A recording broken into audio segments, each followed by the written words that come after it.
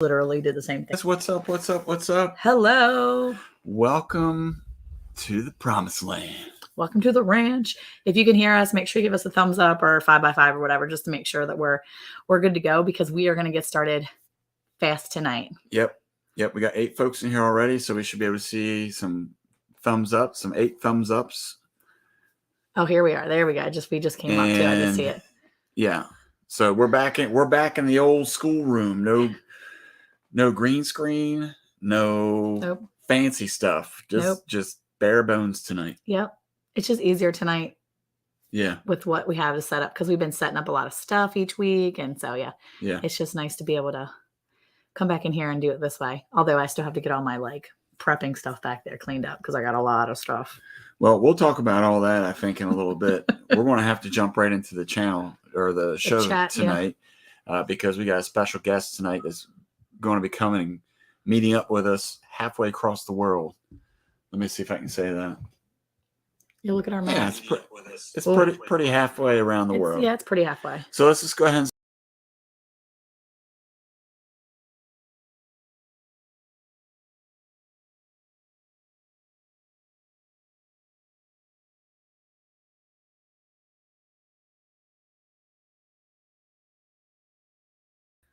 sorry, guys. Eric likes to touch buttons he shouldn't be touching. It's because the mouse is there. I'm so sorry. Oh my gosh, so sorry. Eric. Okay. Steve is like, these people are so professional. He's like, you guys are the dumbest people I know. Oh my gosh. That's what they meant by American. Okay. Oh my gosh. All right. So, quick tip: don't put 2 fingers on the mouse pad and swipe to the right or left. It takes you back. Slinging you everywhere. All right. So, we want to give a quick hello to everybody that's in the chat. We got the Lazy Days, Jesse and Lisa. We got Lisa from Yogi Hollow. We got Mountain Grandma. What's up? G's Loving Homesteaders in here. Broke Cowgirls in here. Hello. We've got, who else was in here? I think Chuck PC was in here earlier. Chuck PC was in here. Always gardening and prepping. Hello, Teresa. Rebecca Davis. Hey, Rebecca and Davis. Of course, our guest. We're going to go ahead and get him up here, and I'll explain why while we get him in the stream here. Hey, Liberty. Hello. What's going on? Hey, guys. All right. So for everybody that's in the chat, we're doing things a little flippity flop, because when you ask questions to people on the wrong side of the hemisphere, you got to do things back. The wrong side of the hemisphere. Yeah, you got to turn it upside down too. Otherwise, I won't understand it. Yeah, flipping everything around. So wait a minute, are you on your head right now? Yeah. We're upside down compared to you guys. So yeah. Isn't gravity just a wonderful thing? Yeah, it is when you're on the bottom. It certainly is. Oh my gosh. Well, for everybody in the chat, this is Steve, aka Bomber Steve, aka Sweenies Creek Farm. Oh, it looks like we have Julianne's here. His lovely wife. Oh, let's get her up here. Let's see. We won't waste any time. Hey. Oh, good. She's outside too. That's good. Yeah, so we got the pair of them. Oh, it's hot. Sorry, it's middle of the day here in Australia, so I'm actually working. But I thought I'd call in and say hello. Yay! I'm glad you could be here. That's exciting. I'm sat in the garden, so I thought you might want to have a look at our disaster. So. Well, we don't typically like to highlight disasters, but I mean, if you want to talk about it, we can. Yeah. What do you got going on? Well, you know how Stephen always says to me that you can't have too many tomatoes. You can't. You can never have too many of anything. Yeah, you can. Oh. We had a Monica problem. I see what's happening. I'll see if I can actually switch this around. Hang on. Sorry. I'm going. Yeah, Julianne goes out to collect a few tomatoes and comes back with 8 kilos on a regular basis. Oh my goodness. What kind of tomatoes do you have in there? Why are you asking? We're going. Cherry hang tomatoes. on. I hope you can see that. Yeah, we can. It looks like cherry tomatoes. Yes. Yes. Oh, God. So I've had about 10 kilos of these.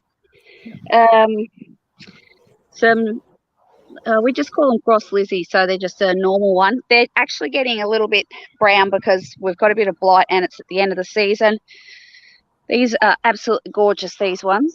Ooh, look at them. They look So, like the Cherokees. But as you can see, so pretty. You can have too many tomatoes there. I had actually strung them up, but these ones got really, really wet. Oh, there's a nice red one down there. And they just fell over. So there's about 60 tomato plants in here. So did you say 60? Like 60?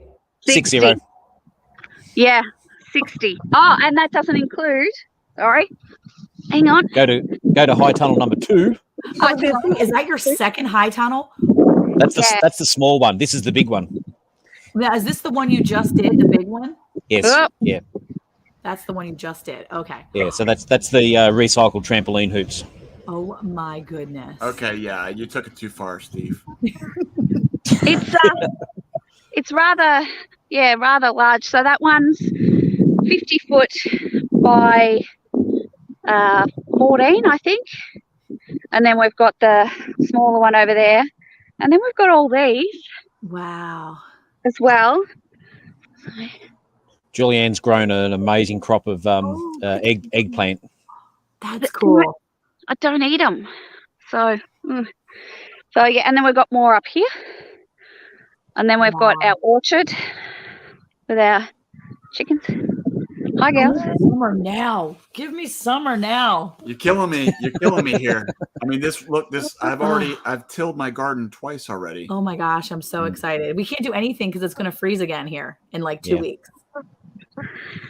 Yeah, well, I'm in a t-shirt and I'm sweating. I'm trying to find our cows. So, but yeah, there's the greenhouse. If anyone wants to know how to build a greenhouse for $400. There's a video on the channel.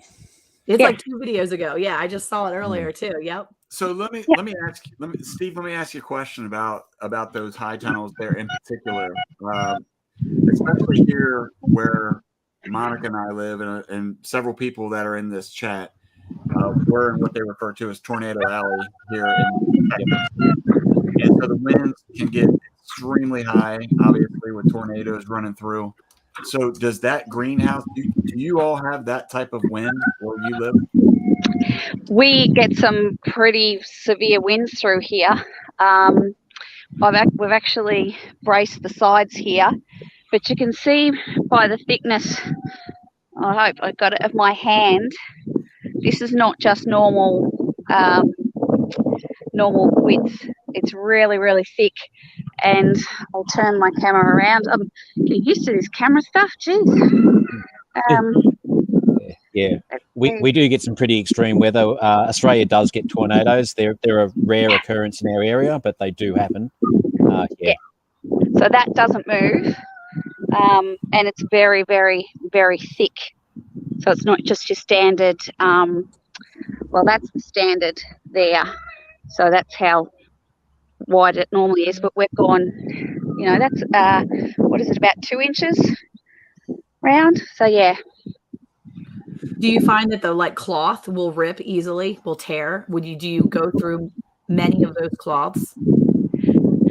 No, we actually got commercial cloth, just because of that very reason, that we do get some pretty severe winds. We had some winds come up through, and I'll try and show you soon, and we lost some trees, and they were, quite a few hundred years old, and probably about 150, well, you can see some of them behind me, 150 feet tall, and they just snapped clean off. So, yeah. So it's not common.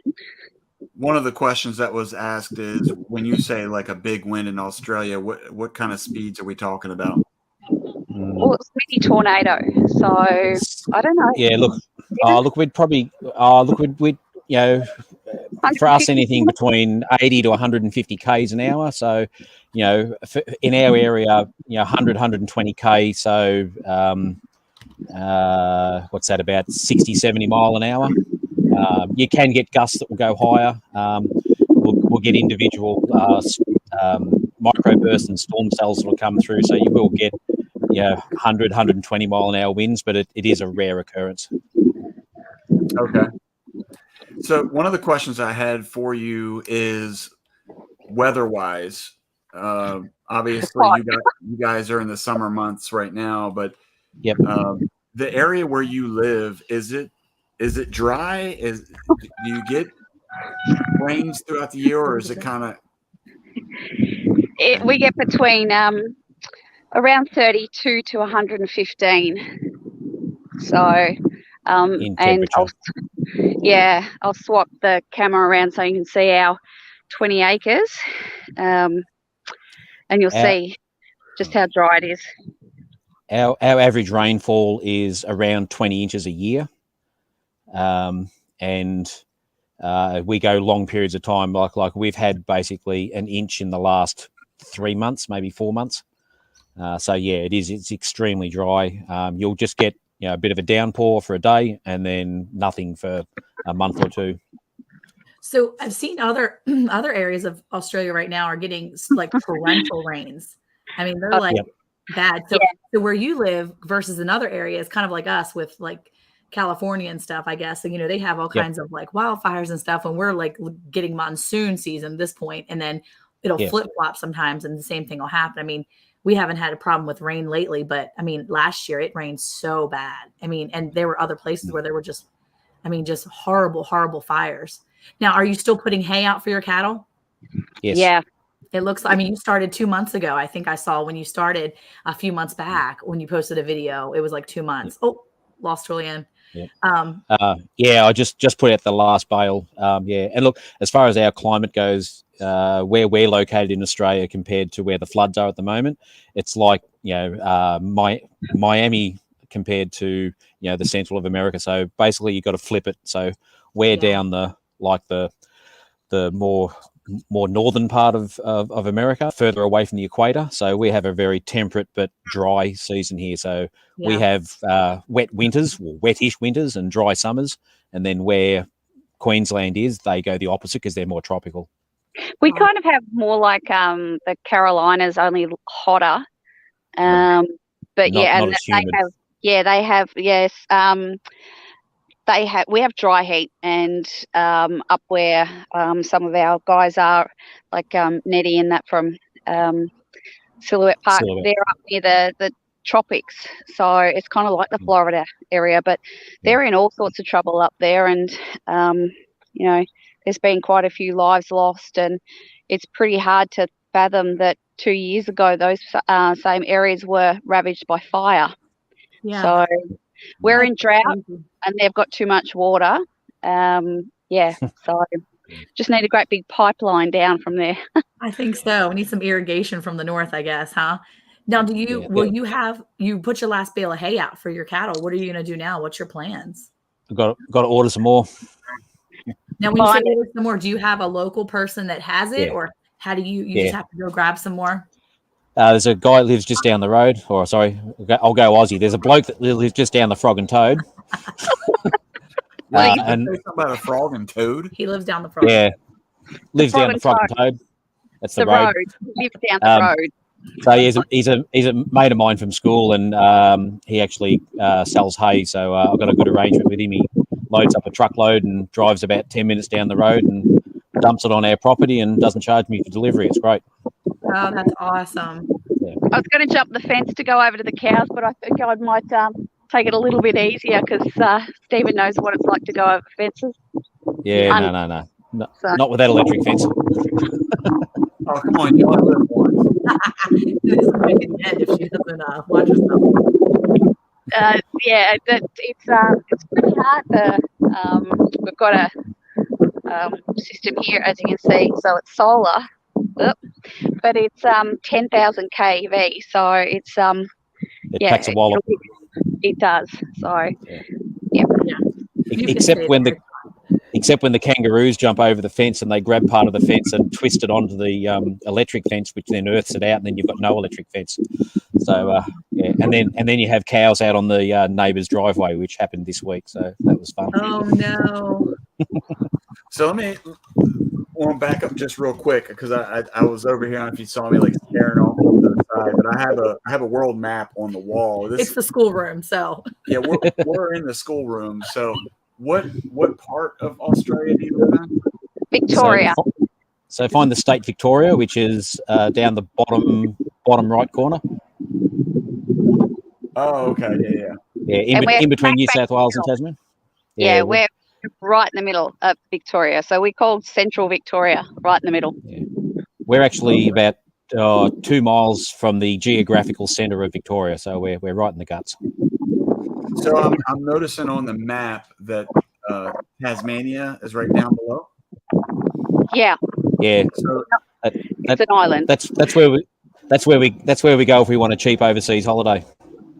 Well, I was going to ask you, do you see a lot of like cartoon characters running around down there? I'm so stupid. No Taz down there, and I wouldn't get close to those Tasmanian devils. They'd rip your face off. They're not nice. Yeah, we've watched videos on them. Homeschooling kids love that kind of stuff, especially boys. They're like, Mom, let's watch violent animal attacks on YouTube. And I'm like, all right, cool. It's school, right? So yeah, unfortunately, if you're doing homeschooling and you want a really good set them a project to do a research on the Tasmanian devil and actually do some research on what it actually is. They're a really amazing critical animal. They're absolutely beautiful. They're all bluff as well. They're really growly and they make a hell of a lot of noise. But they're like me. They're all noise, but no threat. Well, I think we actually did. We watched a few really good videos on them last year.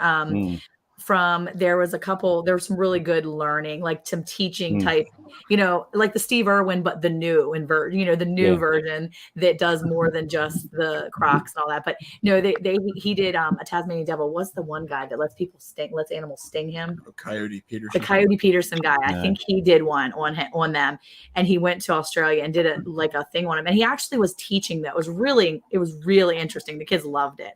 But my kids like that kind of stuff too. It's always fun to learn. It was funny because I told my sister I told my daughter that Sweenies Creek was going to be on tonight. And she's like, oh, is that the guy that was on your show the one time? He was talking about croquet. I said, yes, that's him. So I was like, yeah, it was the Australian baseball or something. I think it's cricket, not croquet. Okay. So that was the best part. So we went from croquet. It went from cricket to croquet to Australian baseball. That's what it went to here in our house. So you really made an impact. Okay. I just want to say. Oh, cool. So the area that you live, is there any kind of predators there? And if so, what kinds do you have? She's up. Okay. Yeah, you go, Bob. Well, I'm just walking down the back and I'm just making sure that I'm watching where I'm walking because we obviously have brown snakes here. Stephen's a snake relocator. He can go into that. We have rabbits just running along. Foxes. Introduce foxes. Yeah. Well, I asked about predators and you said rabbits. So there are rabbit predators. They're a predator to my vegetable patch. Yeah, they predate in the garden. Yeah. Yep. Good call. Good call. I didn't know. I didn't know if down on the southern side of the hemisphere, if the rabbits were the rabbits turn evil down there. They've learned off the drop bears. They're drop rabbits. They know how to attack. Stop it with the drop bears. There's no such thing. Stop it. Behave yourself. So beyond the snakes and the foxes and the evil rabbits, is there anything else that you really worry about with your animals? No. Yeah, look, our main predators are yeah, so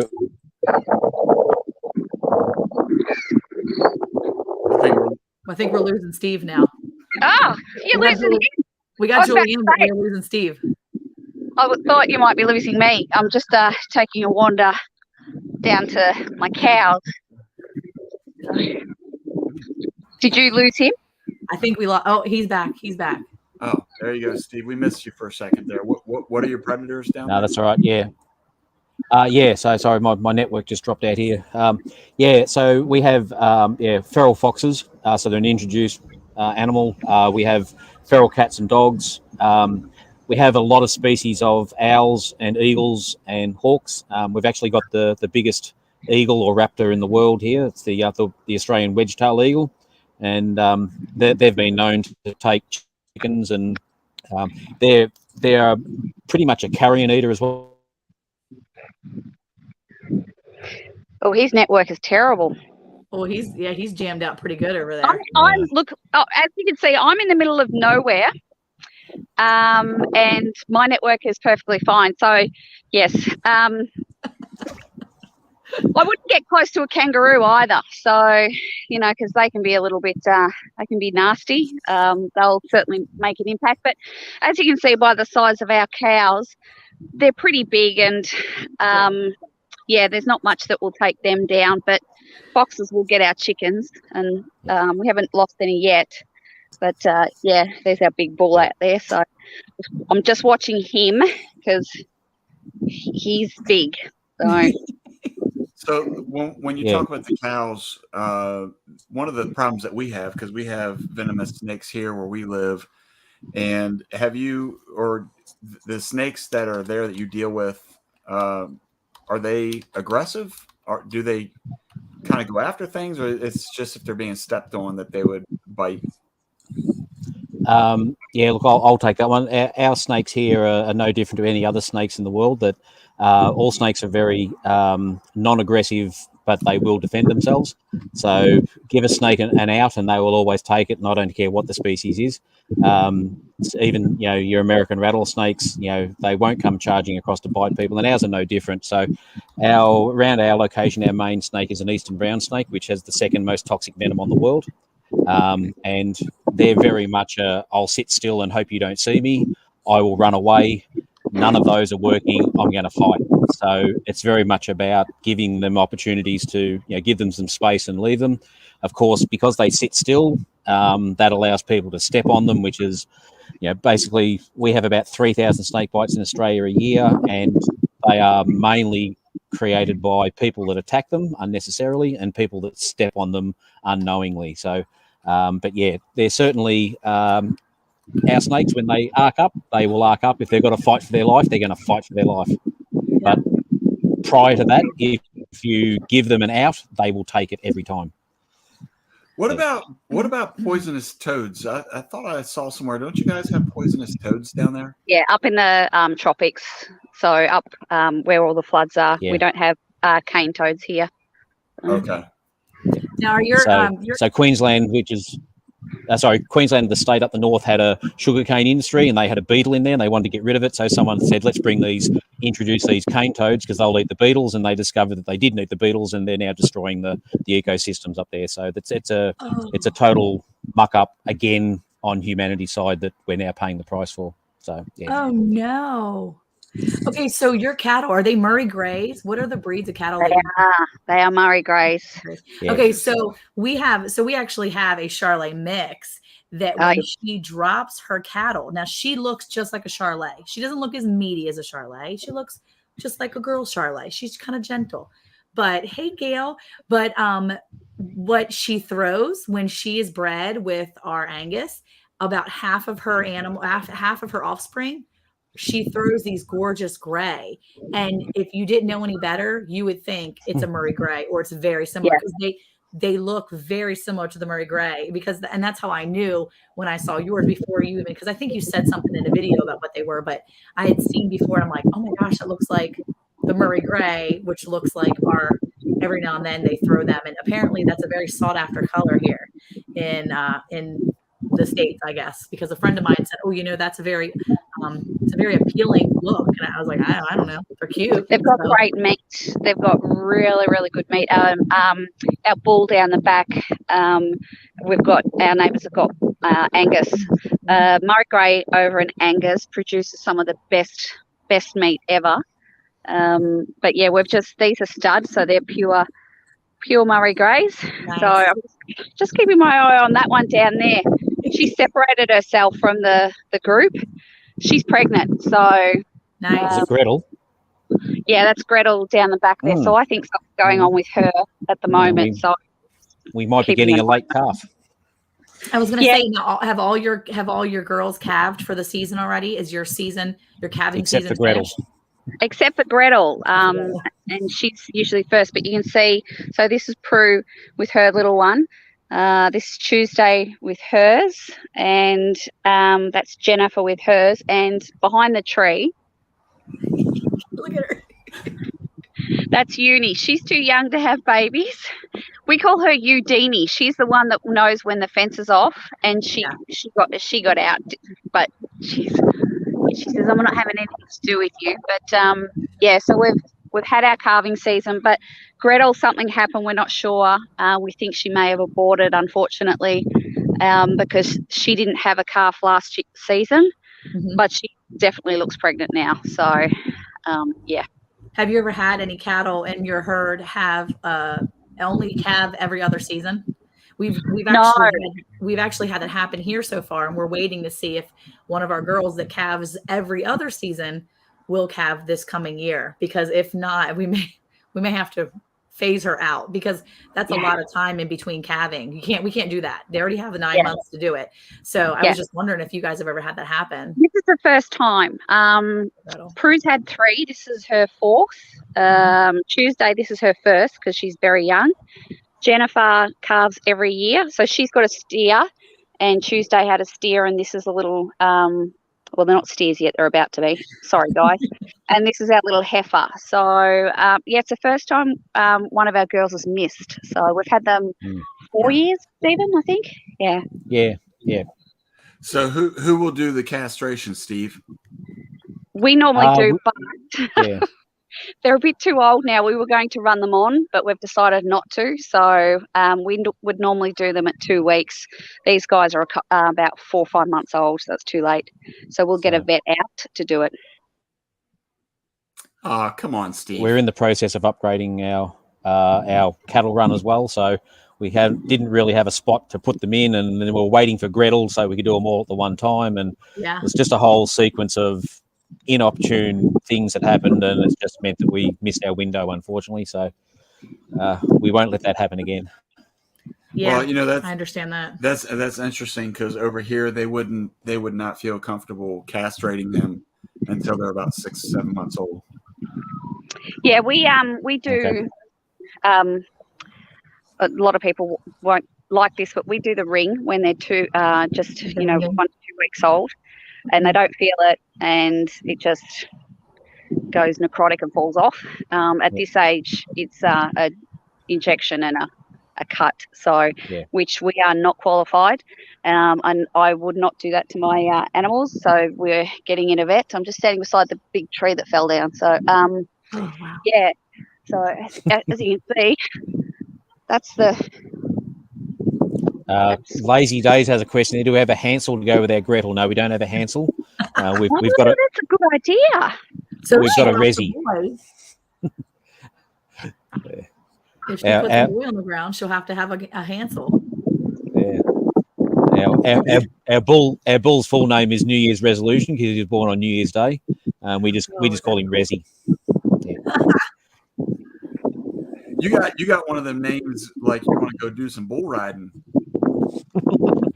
Well, these are all registered, so they've got their registered name, and but he got a long one for some reason, not from us. So you didn't come up with the name. No, we have a mentor who bred him, and we did a swap because we had a bull that was born here, and she had that bull, so we did a swap so we could introduce new lines. So just looking at their feeding ring, Stephen, and there's nothing left in the feeding ring. Oh, have they buffed it around again? Cows. Yeah. They won't leave the feed. They keep headbutting it and moving it around. And then all the hay comes out, and oh, give me a break. They just read it. So wasteful. I hate it. Oh, it's so wasteful. We're going to have to scoop it up and put it back in, because it's hard enough getting it. So, oh my God, it's hot out of here. Well, I don't know how you guys do down in Australia, but in Texas we try to avoid wearing black shirts out in the sun. She's gonna wear a logo shirt. Well, based on your logo, how did you get that? How did you come up with the name Sweenies Creek? Oh, because where am I? There's a strand of trees all the way along there. That's Sweenies Creek. Oh, nice. So I was watching your about video, which very interesting and kept my attention. So, congratulations on that. But I was curious about the history of it. I'm kind of one of those people that like to know history. So I was curious to find out if there is a history to that. Is there like a Sweeney story or something? Have you ever looked into it? I just did a bit of a research on there. I can't find any specific information on there, but a lot of the creeks around here and locations, they either have a traditional Aboriginal or First Nations name, or they have a name given to them by one of the early European pioneers that would have come in during the colonisation time. So I'm assuming that Sweeney's was either someone that settled in the area or was a relative of someone back in England. The street that we live on is named after the first settler that came out into our area. He came up from Melbourne with a bullock and tray wagon and brought his family and all his goods, and he set up in that area. So that's what our street name is named after. But I haven't been able to find exactly where Sweeney's come from. Some of it's lost to antiquity as well. It was just named after someone and not really recorded. And this property was 140 acres, and it was an old cattle farm, and they've subdivided into 4 lots. So we've got 20, and neighbours have got 20, and then there's 2 down the back that have got a little bit bigger. So. Yeah. Okay. And then there's a bit of a movement as well. Australia, our state, is very conscious of looking at place names as well. And they're identifying place names that now have a cultural, an inference in there that is not as acceptable nowadays. So they're being changed and reverted back to traditional First Nations Aboriginal names, which is absolutely fantastic. We're sort of trying to get that good balance and pay respect to the first people that lived here. That's cool. What's just out of curiosity, what are some of those names? Like what's a good name that's kind of giving homage to the original folks? He's gonna try. A lot of people know a kind of a famous landmark in Australia called Ayers Rock.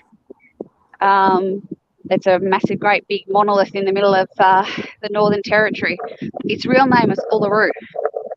So a lot of it's now changed back to its traditional name, and up until recently you were allowed to climb up this massive rock. And when I say massive, I mean it's massive. You used to be able to climb up and go over it, but it's actually a sacred site to the First Nations, so they've stopped actually doing that. So tourists aren't allowed to walk on it because it's considered same as just walking over people's graves. So we have a lot of towns and cities around the place that also have Aboriginal names, like Gundawindi and Wollongong and Wangaratta. The place that I'm looking at here is just building a new early learning centre for kindergarten children, and that's going to be called the Jimbaya, and that's an Aboriginal phrase that goes with that. So if you look at a map of Australia, the Aboriginal place names will step out because they have that connection to that dialect and those sort of syllables that are there. And we're on Jar Jar Run country. Correct. Yeah, that's pretty cool. Yeah. That's really neat. Yeah, that's awesome. I'm going inside. What out here? Screw you guys. I'm just like, well, the tour's over. Well, we appreciate the tour. That was awesome. Steve was like, oh, good, she's outside. And you're like, it's hot. Yeah, no, it's hot. Yeah, we're sitting on about 84, 85 degrees at the moment, Fahrenheit. So, yeah.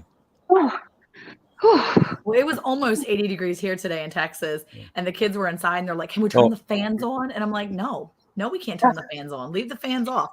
It's chilly in the shade. Go outside and get in the sun and play. They were outside for 5 minutes. They're like, it's so hot. I'm like, guys, chill out. It's 80 degrees. You live in Texas. This is like spring still. Don't forget. So, yeah, They were complaining about 80 degrees today. Oh, look. Is that a French bulldog? So, yes. Yes. Angus Young territory. Now, Angus Young, of course, is the guitarist out of AC/DC, or Akadaka, as we say. And Angus and his brother were Scottish immigrants that came out to Australia, but we claimed them as our own. And they grew up in Melbourne and formed AC/DC, the greatest rock band in the world down there. So we're not far from Angus Young country. Yeah, they're not Scrabble names, those. Yeah. Well, guys, I'm going to have to love you and leave you. I've got to get back to work. Part of my job is actually working with drought-affected farmers to assist them in their recovery from drought, because we've been in drought for 20 years. And unfortunately, a lot of our drought customers are now being flooded and have lost massive amounts of stock, which is really, really harsh because they've only just been able to restock their cattle from the drought, and now they've lost pretty much the majority of them to drowning. So it's been a bit tough on the farmers here in Australia. So so I'm going to have to love you and leave you. Thank you so much. Hope you enjoyed coming. I'll let Stephen take over. So bye. Thanks. Bye. Thank you so much. Thank you. Thanks for jumping on, bub. Oh, cool. That was awesome. I'm so glad she could come stop by. That's so cool. Yeah, definitely. All right, Steve. Yeah. Now we got the real questions coming. What? Oh no, the hard ones. Okay. Okay, there you are. Yeah. I'm just outside the office. The Wi-Fi is a bit up and down at the best of times. So if I freeze, just let me know. You're freezing a little bit, but we can hear you just a little bit too. So we'll work with what we got. Yeah. Okay. Cool. Yeah. No, I'm getting a few more things on the signal. It's coming back up again. I see it. We hear you now. As I was saying before, I've just taken up a new role, and it's actually with a First Nations or Aboriginal co-op. So that paying respect to our First Nations people is really important. Has always been important to me, but it's doubly so now because I'm working very closely with the community, and there's some fantastic aspects to their culture that we can learn from. So if you want to read about something interesting, just have a look at traditional Australian First Nations or Aboriginal culture. There's some amazing stories in there. That's pretty cool. I will actually do that. I like to be able to incorporate things that we see on YouTube, people that we know on YouTube, and to be able to talk to the kids about that and say, hey, this is a person that we see on YouTube, we've interacted with, we have conversations with, and to be able to be friendly with someone and to have great conversations and to say, hey, this person lives in this area. And, anytime the kids are looking at a place, I can say, well, we have a YouTube friend that's over here. So it's kind of cool to be able to do that stuff. So that's really cool. I'm going to have to take a look at some of that for Australia. That's great. Yeah. Look, you might see videos from Australia, and you'll see that at the beginning of major events, they'll actually have a thing called Welcome to Country. And during that, we acknowledge the traditional owners, and that actually stems back to traditional Aboriginal culture where the different nations and the different tribes would have control of an area of land.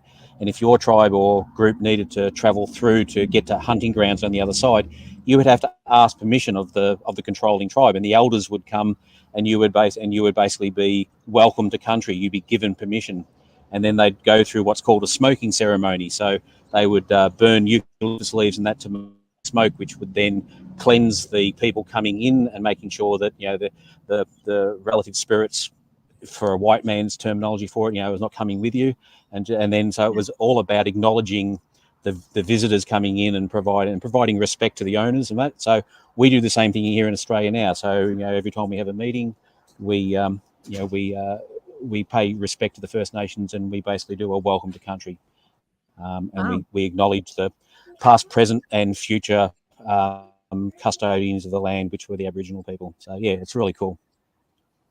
That's really cool. That's great. That's really interesting. Awesome. So going back to your farm, how long have you guys been living on the farm?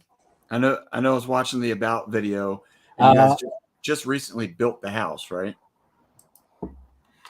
Yeah, so we moved into the house in May last year, so we haven't been there quite a year. And then there were around about 5-ish months of construction before that, but we had the property for a couple of years, or I think we've had the property for about 4 years. So we were living nearby, but coming out to tend to chickens and feed cows and water them and things like that. So it's been so much better to actually be on site, and then we've been able to get our teeth into making our orchard and raising fruit beds and garden beds. Yeah, 8 months build. Yeah, so we've been there about 8 months. So I thought it was the end of May.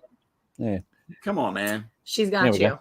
She's got to be at work, but she's still making sure she's on you. Mate, I can't remember what I did yesterday, let alone 8 months ago. And that's what wives are for. Yeah, this is like true multitasking, right? She's yeah. actually she's back at work and still keeping you in line. He just said she was multitasking. Please, everyone in the chat, please make note. Eric admitted that Julianne, a woman, is multitasking. That's not what I was saying. Just saying. Everyone heard it. No, I was mentioning it because everyone heard it. We had talked about that. Where's Troy when I knew? He's gone. Okay, back to the questions. So she's the most amazing multitask you'd ever seen in your life. See? 2 guys just admitted multitasking. Boom. Yep. So what animals do you have on the farm? So currently, just our small herd of Murray Greys, and our flock of chickens has grown to about 26 or 27 at the moment. But there's got to be a little bit of culling to go on there. There's a few that have got a target on them, but so at the moment it's just cows and chickens. We do want to introduce pigs at a later stage, just to provide that organic bulldozer type animal, and then use the 3 in conjunction. Do have a pet blue-tongued lizard as well, which is a native Australian reptile. And when we get the shed put up, we'll be adding a few native pythons to the mix as a couple of pets, and of course then we've also got Shadow, the French bulldog. Okay, cute. Shadow's cute. So as far as the animals, which animal would you say is the most beneficial to your operation?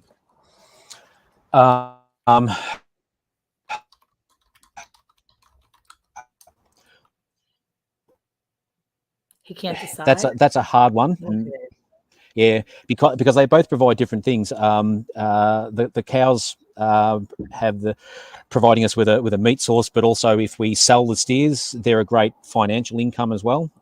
So that has helped us in the past as well. They also generate an amazing resource, which I'm just starting to collect and put into the compost bin, being the cow manure.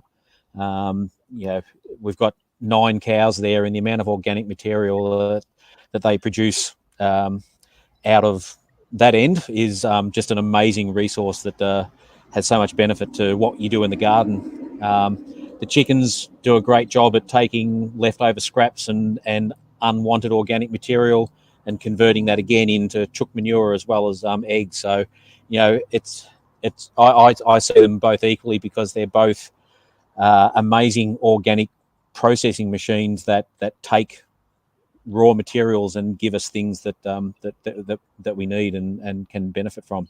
But yeah, there's nothing better than fresh eggs. And there's nothing better with really succulently, really nice tasting tomatoes, because they're growing in soil that's been conditioned with a whole heap of cow manure. You're just trying to talk Julianne because she's listening about and to why you need all those tomatoes, but I get it. Now, will you can up the tomatoes or dehydrate them? What will you do with all those tomatoes? Yeah, Julianne's just recently made a whole batch of passata. I've made a batch of tomato relish, and I love my relish, or a chutney if you like. But the passata was a first time for us there. She's also just made some tomato sauce, or what you guys would call ketchup. And it's the most amazing tomato sauce I've ever had. So she's done a really good job on that. So yeah, we're freezing at the moment. We're freezing them for later use at the moment, and then so it's very much about processing them into things that can be preserved and used.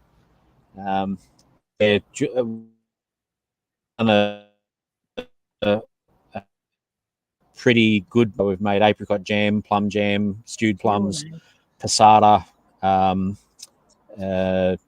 tomato sauce, relish, sweet mustard pickles. We've got about 4 drawers worth of preserves in there at the moment, which has been great. Nice. Can you explain to me what passata is? I have no idea what that is. So passata is a Italian base sauce for pasta sauce. So it's basically cooked tomatoes, which are then run through a processor, which will then extract all of the skin, seeds, and unwanted pulp. So Julianne runs that through a couple of times. So what you end up with is a smooth. It's almost like a tomato puree, but it's not. It is different there. So it's generally it's a bottle of. It's basically base Italian tomato sauce. You then fry up your minced meat, onions, herbs. You put the passata in, and you've got an Italian sauce to go on spaghetti, lasagna, whatever. Nice. Okay, that's good. So now I wonder, okay, so let's see if we can talk Julianne into doing a video or at least some kind of sharing of the recipe for her American ketchup, her Australian version of what we would call ketchup. Because we have looked for homemade recipes for that for years because we try to eat, we were trying to eat pretty clean before. Eric was eat like paleo and just try to really eat clean, and everything has so much sugar in it these days. I would love to come up with a natural, just something that's a little bit cleaner. Even if it had a little sugar in it, I'm okay with a little sugar or some honey. I would just love to have a more natural homemade version of ketchup so that I can offer my kids something comparable. Well, tomatoes are a crop that has a very quite quite a bitter taste, and quite a taste that will actually assault your tongue. A little bit of sugar in tomatoes goes a long way. It just takes that edge off them. Yeah, for sure. Got to have some salt, got to have some sugar, and then you get that flavor out of the tomatoes. But look, commercial tomato sauce is way over the top with you might as well open up a packet of sugar and start eating it with a spoon. And it's I'm excited. It's that catering to it's what has happened in commercial products and what people are conditioned to compared to what's the minimum we can do to make it to a point where it's actually enjoyable, not fueling and driving sugar addiction, which is a bit of a blight on our society. Yeah. That's cool. Okay, good. Yay. She said she would share it. So I'm excited because again, it's so hard. I mean, we make some of our own sauces. I try to make my own barbecue sauce and things like that. And I can control the amount of sugar and those things. But I just still haven't found a really good ketchup that's, close. And my take on it, Julianne did a lot of work on this one and really processed it and cooked it down, and it, put a lot more work into it than what my father would do with his sauce. And the difference is chalk and cheese. It's you'd swear that it's an elite commercial sauce. It's just magnificent. But which is the way it goes. All right. Well, Steve, I want to be mindful of your time. We are at 49 minutes. Yeah. I've got about another 5 minutes and I'll have to jump off. So it's all good. Okay. Good. The other thing I was going to say too, just on the videos, our channel has been a bit lacking in videos in the last couple of weeks. We've had a lot on our plate. We've had a bit of a family situation that we've had to deal with, and look, life's just got in the way. So just for our channel members and for anyone coming in, just hang with us. We're going to get some content up as soon as we can, and just keep it going. Yeah, I wanted to let you know that the other day when I was watching some of your videos, we were at the same sub count. Yeah. And so right before we jumped on the video or our live tonight, Monica had looked over and she's like, that they have the same sub count we do. And we've both gone up in the last couple of days, but we're still neck and neck. So I'm going to challenge that the race is on, sir. Yay. Let's go. See, now they'll be like, we got to get content out. Oh, we jammed up. Now, how can I hear the birds, but I can't hear him? I know. There he is. I see him. Okay. There you go. There we are. Yeah, no, just drop down a little bit again. Yeah, no, look, yeah, we love to see our sub count go up, but for us, it's never been about the numbers. We just we're happy for if 1 or 1,000 or 100,000 people join the channel. We're happy for every single one of them. We regard them as family, and yeah, we'll get there when we get there. Well, we're in the same boat, but it's still a competition throwdown, so it's on. All right. Whoever gets there first. Whoever gets there first, when you guys come out to visit, they've got to shout the first beer. Yeah, okay. I was thinking something a little more fun, like Rocky Oysters or something. What? No, that's gross. Yeah, I don't do. Well, he's getting ready to castrate. He's getting ready to lose theirs. He's getting ready to castrate his cows. We can castrate ours. No. Yeah. No. Nah, don't go there. Absolutely not. No. We can have a good ball eating contest. No, that's gross. No. I'd eat snake again before I would eat anything like that. Food doesn't come out of that area. That's just not food. I agree. Anything that comes out of the internal cavity or anywhere around there is not food. Yeah, exactly. Ooh. That's funny. All right. Well, do you have any final words? Final words. Does anyone have any questions for Steve before he leaves? Because we want to make sure we're mindful of that. You did have a question that you sent over just in regards to, people keeping chickens in Australia. And yeah, look, keeping chickens in the backyard is very popular in Australia. But as we said, you do have to be ready to mitigate against the feral foxes. They're very good at getting in. Some areas, depending, you have some native animals, like in the more forested areas, you have this animal called a quoll, spotted quoll, which is a marsupial predator. They're protected, so you can't eliminate them, thankfully. You have to basically make sure you fence well enough. We do have a lot of hawks. I tell you, Monica, another great animal for your kids to have a look at. Get them to do some research on the Australian wedgetail eagle. Some amazing facts and that about those guys, and they will raid chicken coops. We have owls and up north you have big carpet pythons. They can get up to about 12, 13 feet long. They can get into chicken coops and eat whole chickens. So yeah, it's just farming in Australia is about same as in America. It's you all have things that have to be overcome. It's about facing them and dealing with them, and in my opinion, in a logically ethical manner. Yeah, right. Sure. Yeah. Okay, I think we already know the answer to this question, but we'll let you answer anyway. Yeah, I've got two. Tomatoes, obviously, and tomatoes. And beetroots. That was it. Beets. You would call them beets. We call them beetroot. Oh, beets. So the purple bulb that grows. Yeah. So we actually had a good crop of those, and I pickled a whole heap of those as well. So that's one of my favorite salad and hamburger items that I put on. So yeah, pickled beets are just amazing. Yeah, I saw your last video was on pickling beets, so I was like, "Oh, that looks like a fun video. I'll listen to that later. I'm gonna watch something else that's more interesting because I don't do beets." So. Yeah, Australian hamburger, hamburger with a lot, patty, bacon, egg, cheese, beetroot, tomato, lettuce, mayonnaise if you want, and that's a burger to eat. And you pickle, but it's the pickled beetroot, right? Pickled beet, yes. Yeah. Yep. I mean, maybe it's good. I mean, do they sell those like at Burger King or something over there? What they got?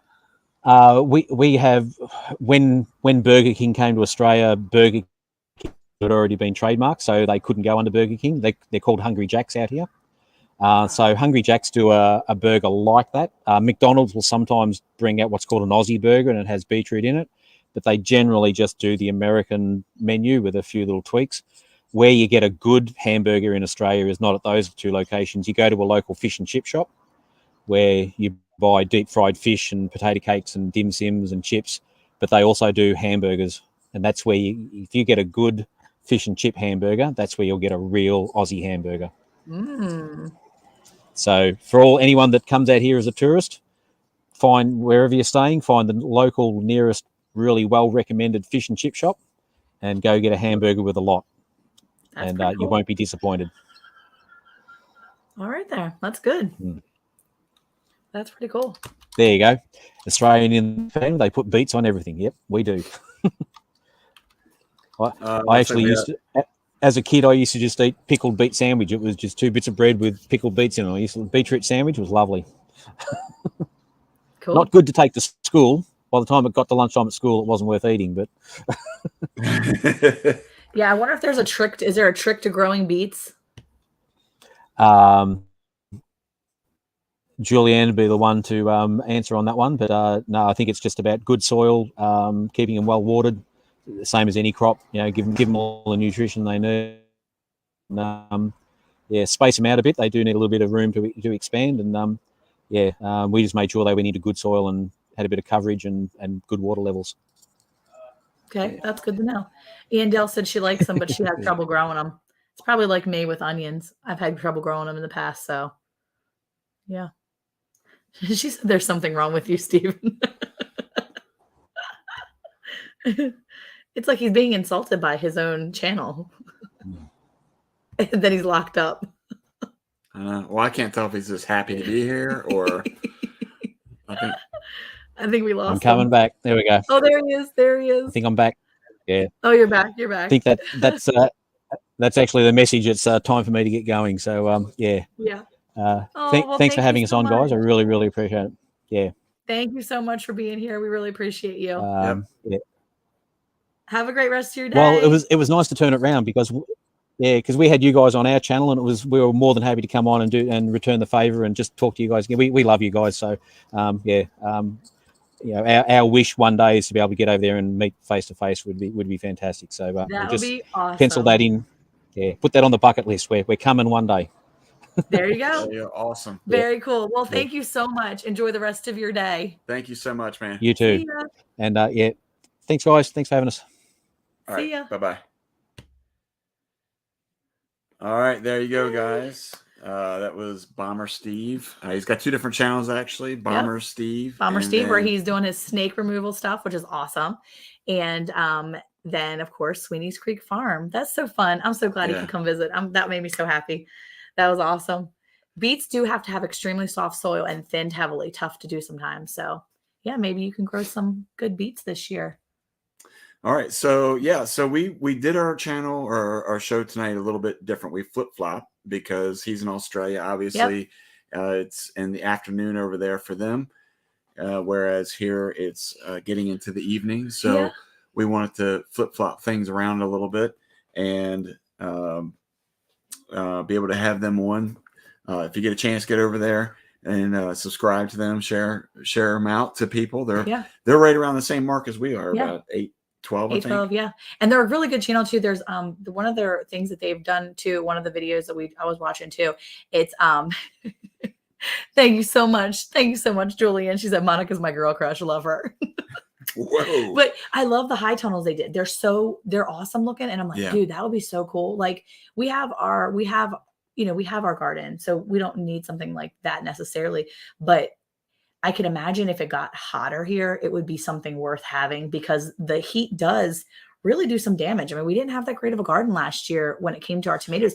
They just burned up. So, I mean, I'm looking forward to a more mild garden this year. At least I'm hoping. I don't know what we're going to get. I'm praying that it doesn't burn up like it did last year.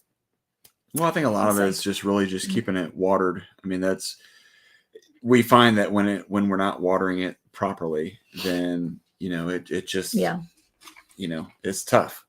And, that's the thing that, when you live in an environment like this, and Monica and I talk about this periodically, especially when we talk about the just different locations around the world, obviously, or around the country that we could live in, you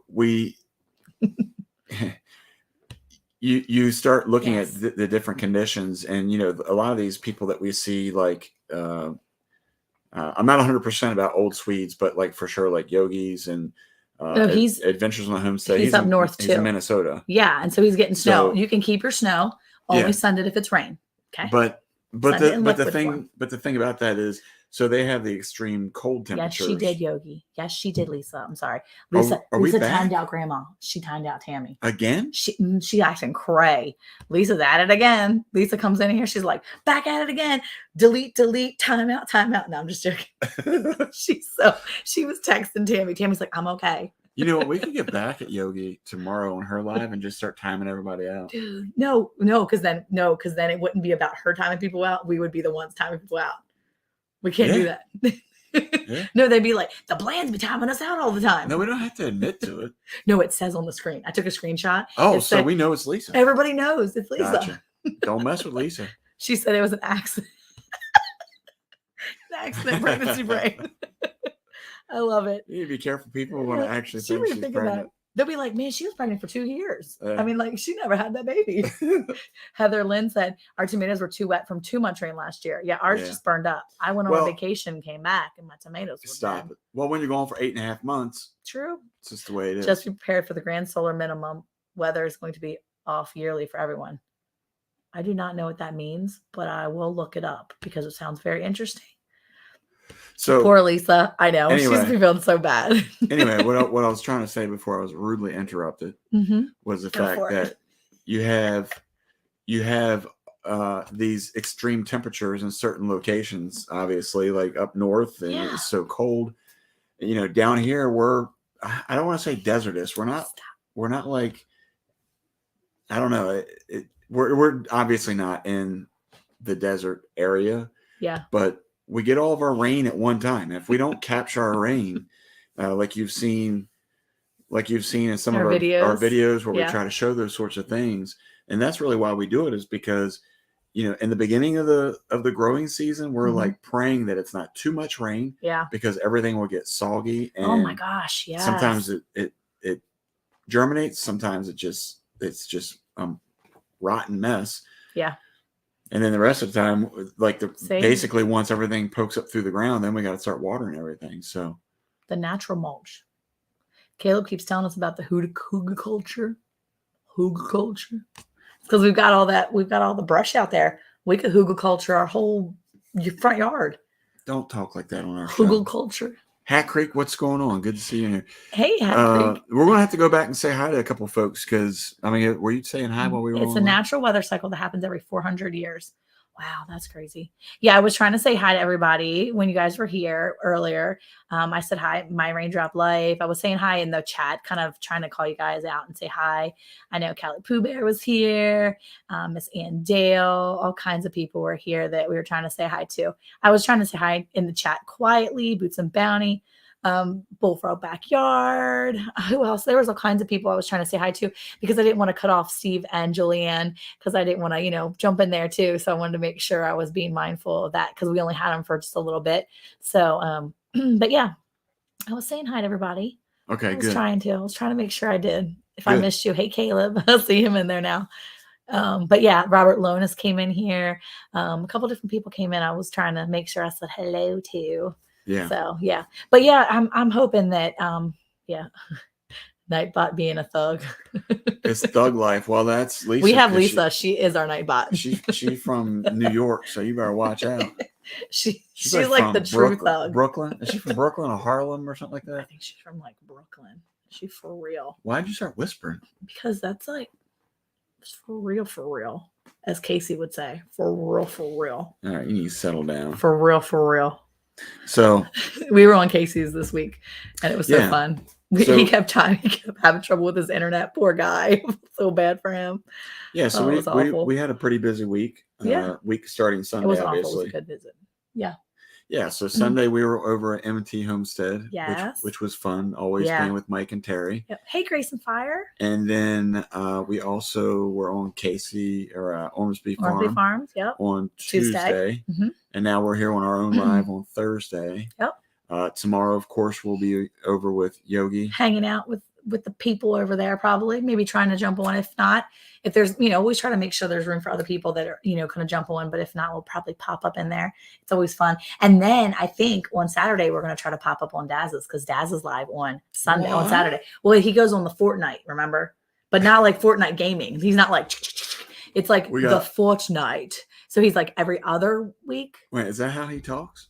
No, he talks in his Australian accent, which I am not going to do. Nah. Try it. Nah. Anyway, so yeah. What did Bomber Steve say earlier about the frogs and toads or something? I don't know. Something up the street. Down frogs. He was trying to say up the street, and it was like frog and toads or something. Yeah. It was something in there. There's something when people are on the wrong side. And Farm and HVAC's here. I said hi to them. Yeah. Freddie over at Farm and HVAC. I think it's Freddie. I keep remembering, trying to remember his name. I'm pretty sure it's Freddie.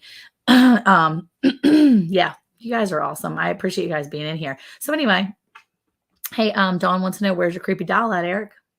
First of all, it's not mine. It's mine. It's hers. And he is hanging out on top of our safe. He's on top of our pew safe. That way, if people try to come sneak up in there, he's gonna be like, boo, and that was gonna get to him. They're gonna be like, oh snap, I'm not messing with these people. So there you go. Why are you all snapping? Well, if they got to there already, they wouldn't be really anything. But fortnight is an English and Aussie term for every 2 weeks. I used to live in England. Well, thank you very much. I do know that. Yeah, I do know it's 2 weeks. So anyway, I know that tomorrow, I read the King James Bible. So tomorrow is Lisa over Yogi Hollow Farm, and then this Saturday is Daz over at My Aussie Garden and Kitchen and Garden. I always mix them up. I just put it in My Aussie, and then it comes up. I don't even know what the rest of it really is. I just know I type in My Aussie, and then it goes. Yeah, I think it's Kitchen and Garden, or it could be Garden and Kitchen. I don't know. I already have it auto coming. It just comes. My Aussie, boom, done. Yeah. Done. Anyway. So yeah. I wanted to bring up something about temperatures, because last week we were getting ready for our live last week, and as you can tell, we're in a different room again. So we just keep like changing things around. Jesse said it was like the OG, like we were coming in. Yeah, keeping it fresh, right? Yeah. Well, last week it was like 30 degrees outside. So we had the fire to our back, which felt good, obviously. Thank you, Abigail. Garden and Kitchen. Oh, Old Swede said, I looked up Fortnite in Wikipedia. It said how often Eric gets a word in. Yes. Get out of here. Look, Rich is the Troy when Troy's not here. I love it. Oh, my goodness. That is so true. I'm taking down our helpful post about the Monarchs now, Rich. Okay, I'm not actually, because I really like that idea. Did you see what I posted on our community page? No. You should probably check it out. No, what happens is I get onto the YouTube, what is that thing called? The other app? The little tube buddy thing of the studio. Yeah. YouTube Studio, the YT Studio. I get up in there. Oh, yeah. Oh, there you go. I see Teresa at Always Gardening Property. She's live on Monday night. Thank you so much for coming in. Good night. Okay, go ahead. So he gets on the YouTube Studio app and he sees all these notifications about things he doesn't even know about. There you go. Right there. I just told you guys. You know, I like when we watch the other screen, because then you can see what how ridiculous you look. Look at you. Look at how ridiculous I look fine. You look. That's because I was mimicking you. I only look ridiculous. I don't look like that. I only look ridiculous. Well, first of all, when I was making fun of you. No, I don't do all this. But Old Swede's got it down pat. Fortnite. Finish. I can't. I've already said all I can say for the next 2 weeks. Finish. I've overspoken. Well, if that's the truth, I'm going to have a really lovely fortnight here. You're not going to say anything for 2 weeks? Is that what's happening right now? Well, then, welcome to my show, everybody. So let's talk about how many. Oh, wait, I can't go that way because you see all my stuff over there. Yeah, because you're junk. Your junk's showing Let's talk about how many pillows it takes to sleep in bed. I just have a question for you. How many pillows do you need to sleep? Do you sleep with one pillow? Do you sleep with a multitude of pillows? Do you sleep like a princess or a queen? Or do you sleep like a king and you have like pillows galore? There you go. That was my pillow question. Just gonna ask. Anyway, go ahead. Tell the story. No. While everybody's putting their pillow numbers up. Let's see. What are you saying? You're saying that people are like, that's I put up they're like, a stupid question. They're like, I that's a personal question. Mountain Grandma sleeps with 3. Wait, is that 3 just for her, or is that 3 between her and her hubby? I don't know. I sleep with one pillow under my head on my body. I don't need to have the luxury. I don't know why you keep looking at me like I'm 25 pillows. How many pillows have I bought? I buy all the pillows. Exactly. Oh, see, Dawn says she sleeps in a recliner, so 0 pillows. And Dale's got 4. Mountain Grandma's got 3. Farm and HVAC, Freddie's got 1. So we're figuring out quickly who needs multiple pillows to support their bodies. Well, no. One pillow all the way, Nathan. See? One pillow.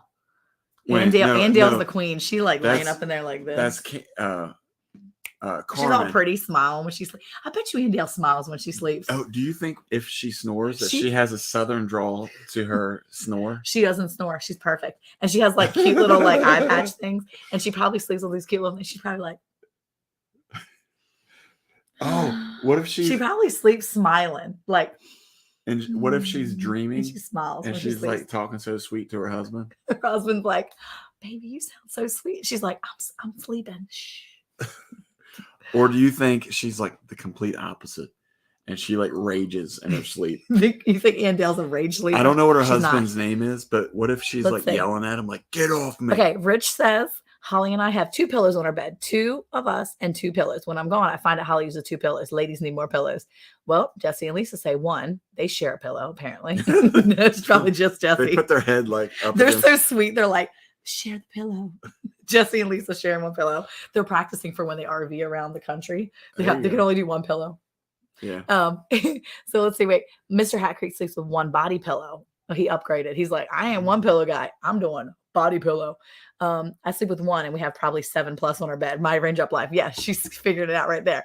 So I use 1 pillow as a headboard, and then I use 2 to elevate my head. Heather Lynn.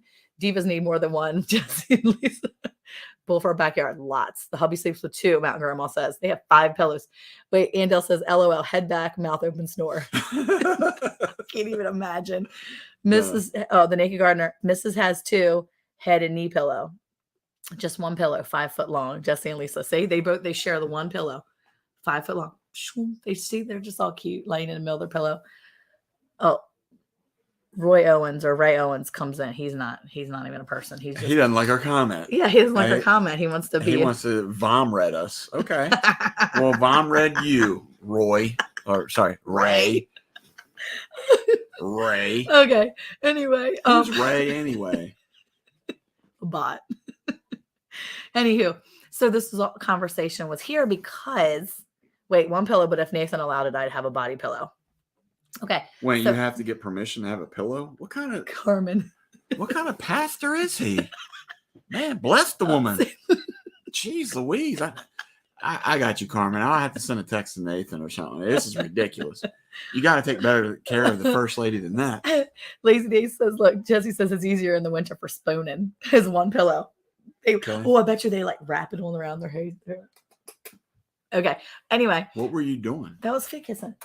Okay. So anyway, the reason why I'm asking about this is because I was asking about this because I sleep with my 1 pillow, and my pillow has a special cover on it that it's like a silk cover, so it keeps my hair from breaking, even though it doesn't really work.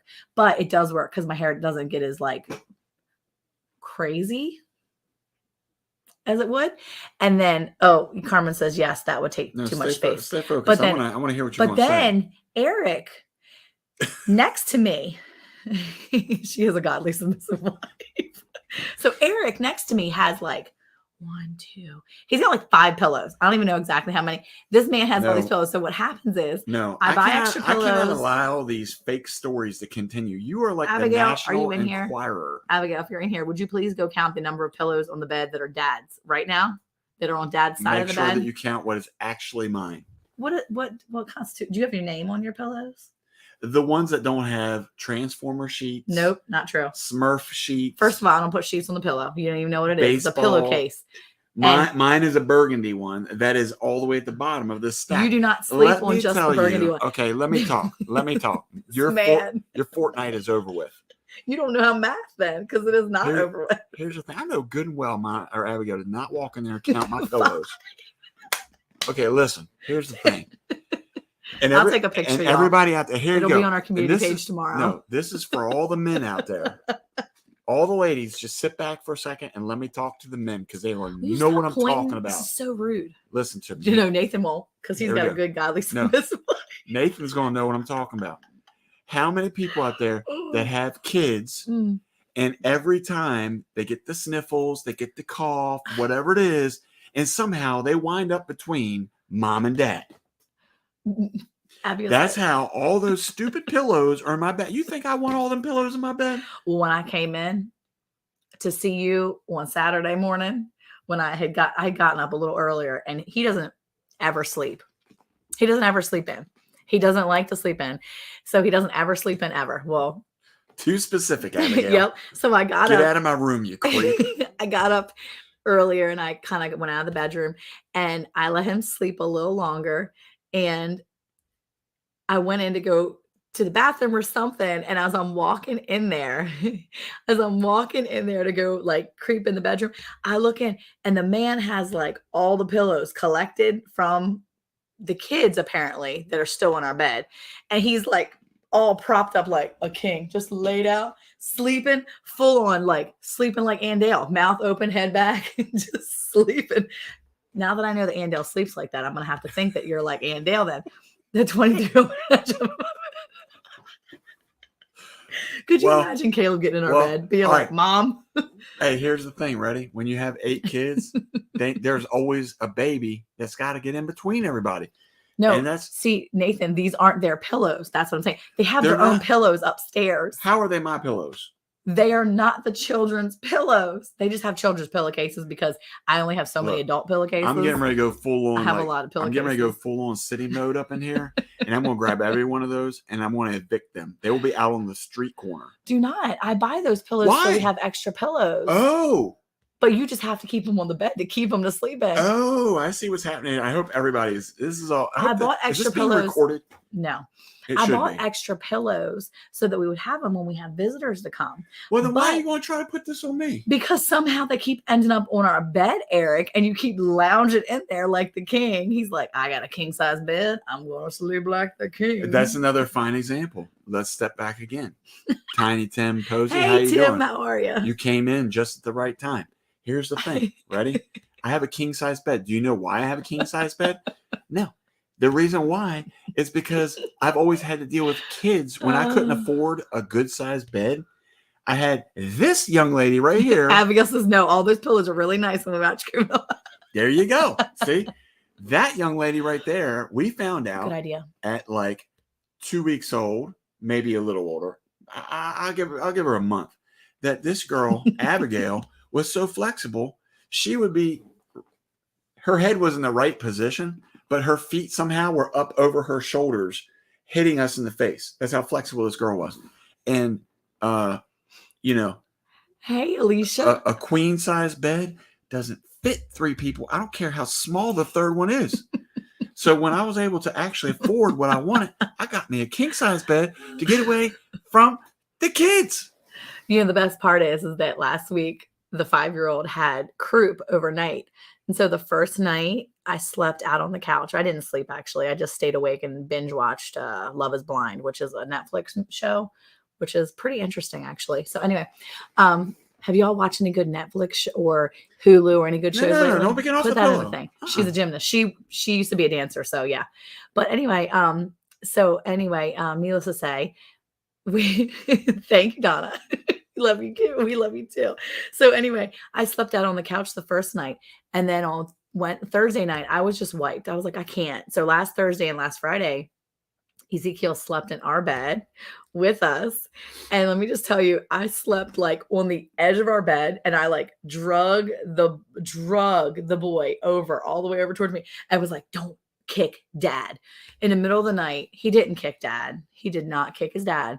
In the middle of the night, his head was clear over, like laid up on Eric's shoulder, and his feet were in my side. I was like, ugh.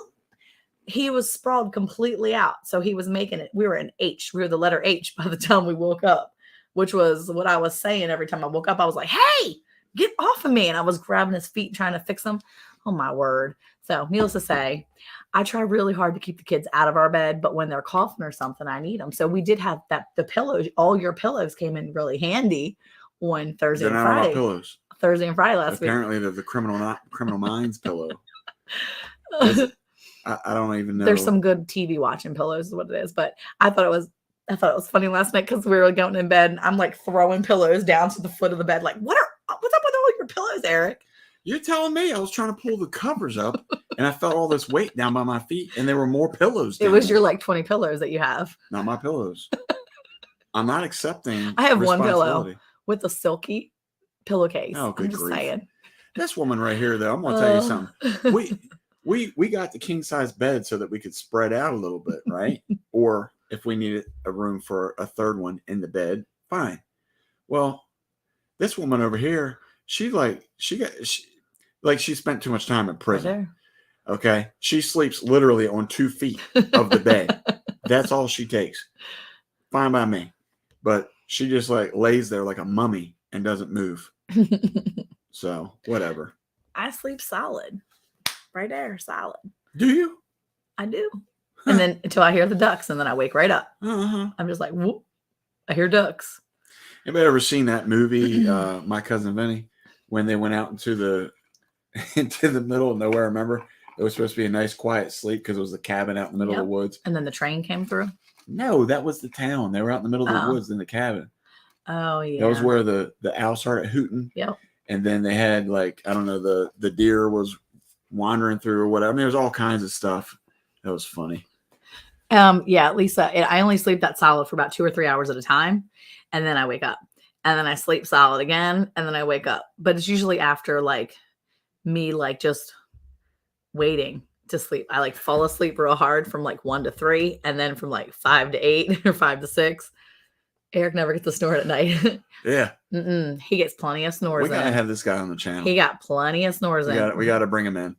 You want Rich one? Call Rich. You need to get Rich. Anybody that's gonna be on my side, I want him on the channel. Hey, channel. How to Garden, how are you? Oh my goodness. So anybody that's just now hopping in here, we kind of flip-flopped the channel tonight because we had our visitor on in the first half of the show.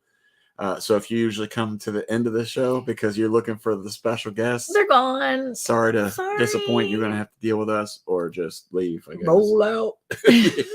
Sorry. They're like, no, still don't like these guys. They talk too much. Well, Tim over at Ridge Life hit 10K. And so he was having his 10K celebration tonight. I know. Oh, man. Congrats so I was really excited for him. So I'm going to go back and check out the replay on that. I was pretty excited. That's a pretty cool thing. Tim has always been a great supporter for all the smaller channels. He has definitely been a help. Still, and actually, we're hosting the Watch and Grow on Tuesday this coming week. Yeah, I was going to say that. Oh, were you? Too bad. What else do you have to say? Come on, we have a couple things to chat about. Well, since we're past the temperature thing, I guess. Yeah. Oh, yeah. I was going to tell you. You cut me off earlier. Go ahead. Start talking about pillows.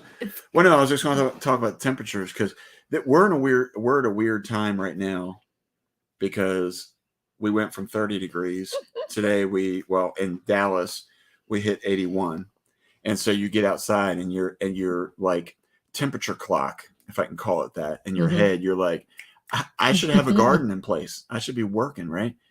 And you have to remind yourself that you gotta make sure you're looking at things. And what is that little doodad over there? Isn't that my little garden? Why don't you talk about that for a second? Clyde's garden planner. It's like a little tool you can use to gauge your garden. It's got fall and spring. There's our spring garden. So I lined my last frost date up with that little line, and it gives you all the where to plant and how to plant, so I can get it in there. Anyway, it's a really cool slide chart. It's a really nice little slide chart. I have it. I keep it outside, and you can get them online.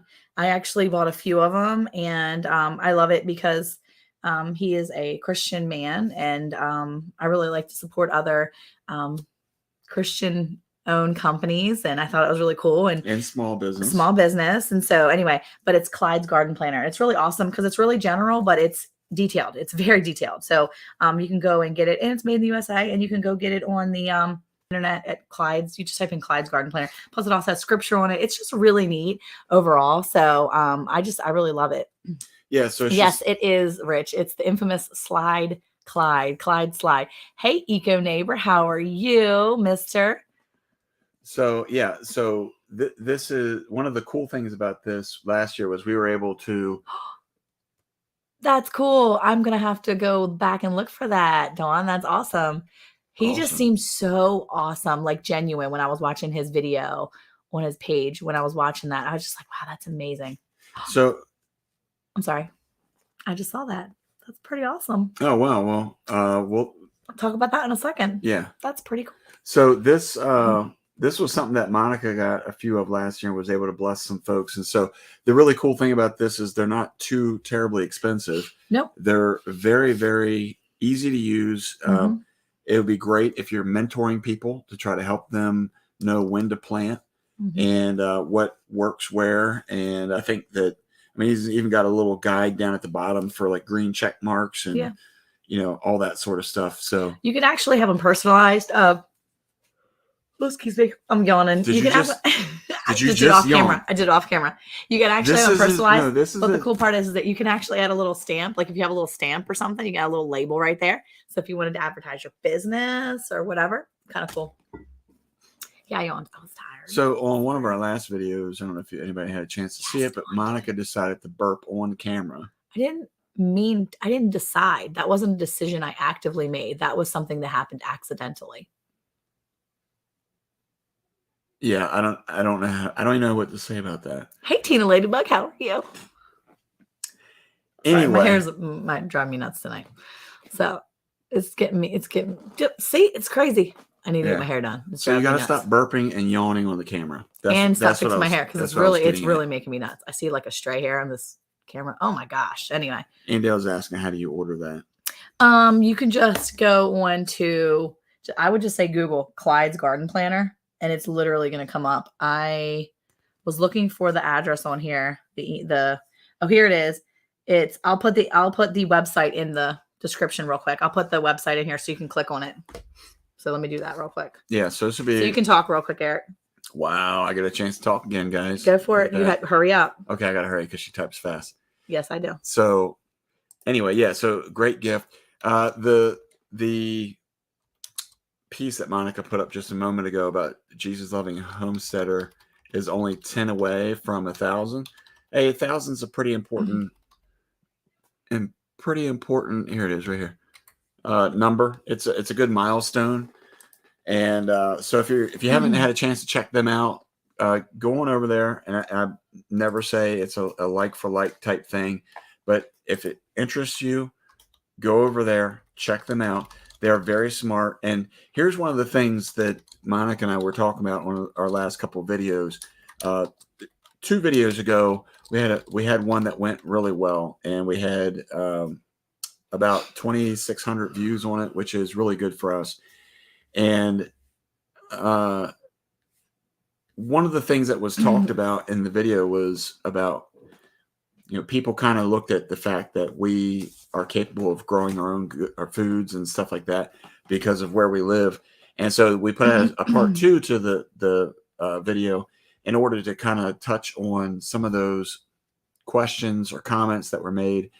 And one of the things that I love doing on our channel is finding different people to interview that fit all different categories, which is why I wanted to bring on Bomber Steve and Sweenies Creek tonight, because they're over in Australia, right? And so I asked questions about their environment that they live in, because it's important to understand that no matter where you are, no matter what environment you're in, you can find ways to push through. And that was the thing that Steve had mentioned too, that even with the predators or whatever they're dealing with, while they may be different than what we have here in Texas, he said this, that you still have to find a way to move forward or to find a way to make it work. Belly Acres, number 3, Jilly and Carrie. Hey, how are you?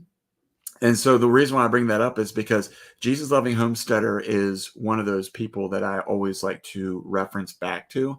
And a lot of it has to do with the fact that we have a general idea where they live. Monica's been to their house. And these are people that when you look at their videos, Lisa said, is that why you don't invite me, Eric?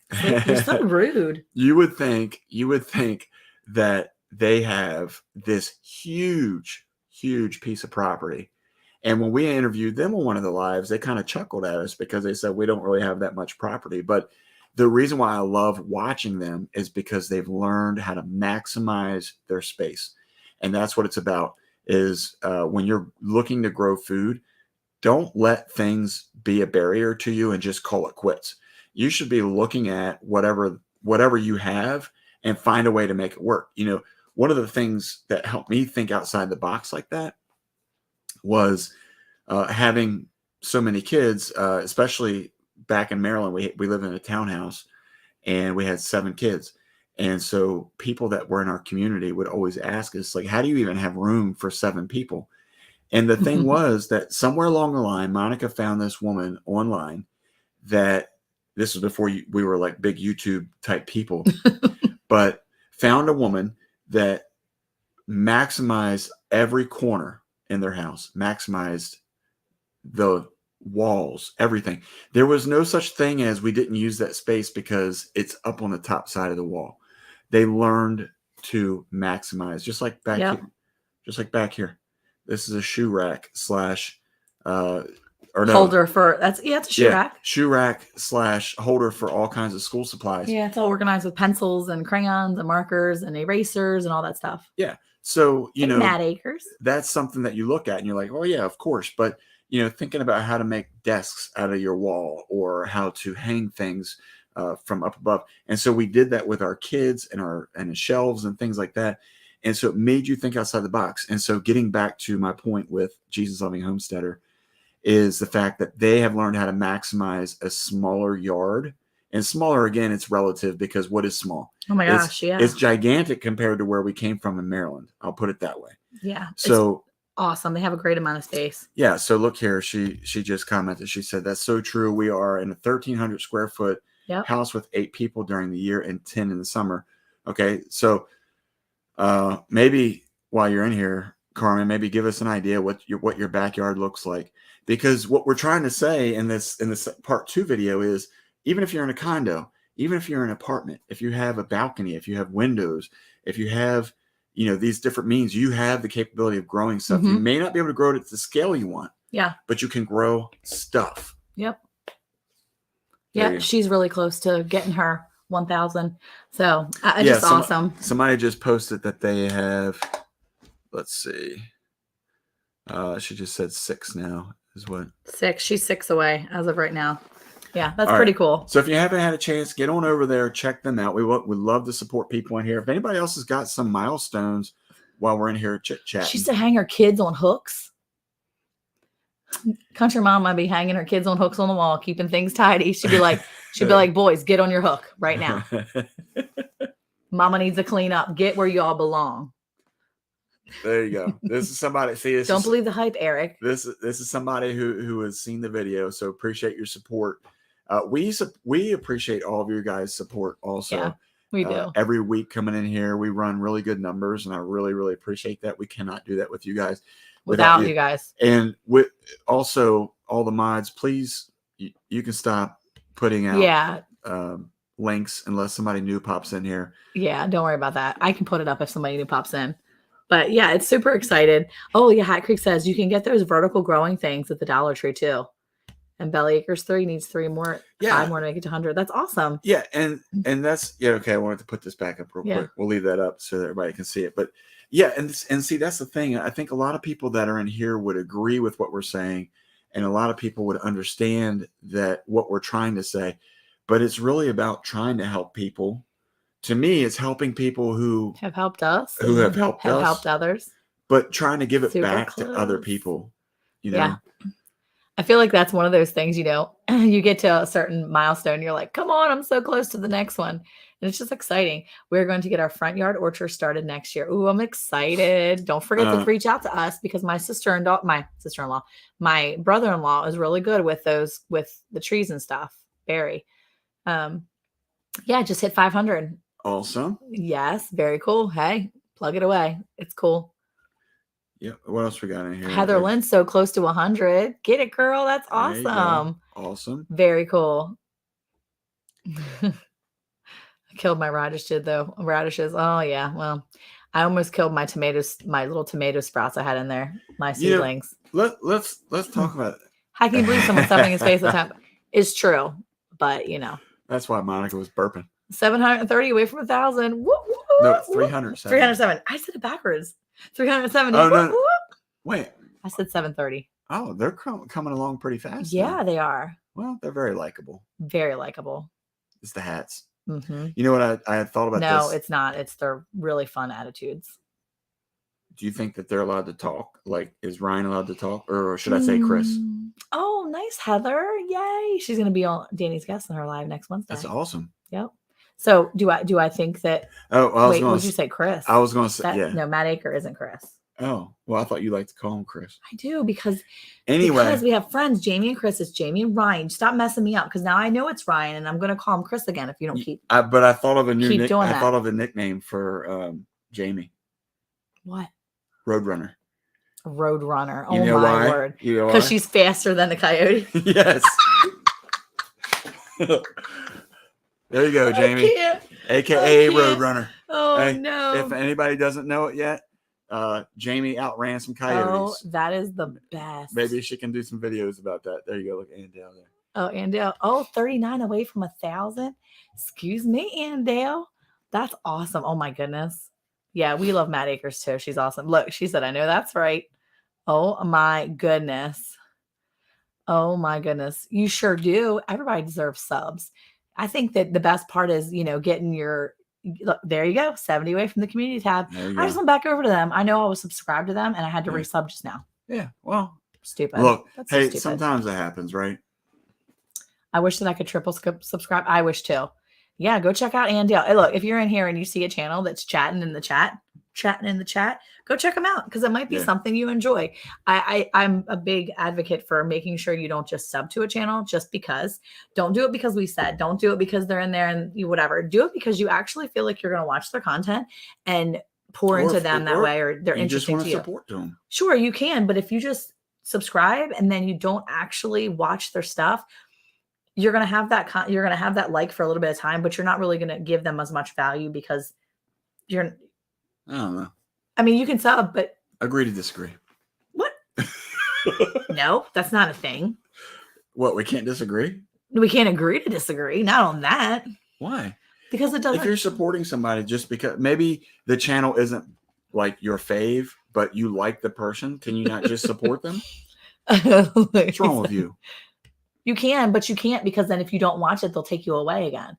I do everything you say. I don't want to get on her bad side. Okay. Now I can't bring him on the show. I just can't. I'm saying don't just support somebody by liking a video here and there. Go and actually, run their playlist or watch them or whatever you're going to do, but support them that way instead of just subscribing because your subscription will go away. And that's one of those like false hope subscribers. It makes me sad. All right. Callie Pooh Bear is back. So we need to restate everything. Probably like mess up her whole name because we call her Callie Pooh Bear. We just skip the homesteading with Pooh Bear because we could just call her Pooh Bear. But I love Callie because she's like, I don't know. It just feels like she's Callie. She's Callie homesteading with Pooh Bear. Like she's Callie Pooh Bear. I don't know. I just like it. Anyway, Farm and HVAC. We don't watch big channels either, really. So please stick with us if we get bigger. Matter of fact, we don't really watch big channels either. I've already decided when Lisa gets to like 5,000, I'm done with her. I'm not watching her no more. I've decided no one over 5,000. I'm just joking. Turn her off. Unless you're not loyal. I watch channels that have content. I do not have interest in it, and I watch them faithfully. Okay. I mean, yeah. I mean, I guess that's good if you watch things that.